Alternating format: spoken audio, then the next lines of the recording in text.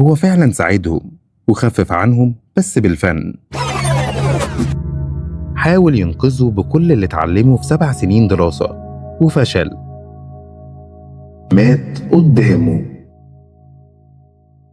بعد ما اتخرج سنة 1971 راح يعمل سنة الامتياز، السنة اللي كل طبيب لازم يعملها قبل ما يمارس المهنة بشكل رسمي، في مستشفى ميت غمر. المستشفى دي بالظبط كانت المستشفى اللي أبوه كان بيتعالج فيها من مضاعفات السكر والضغط.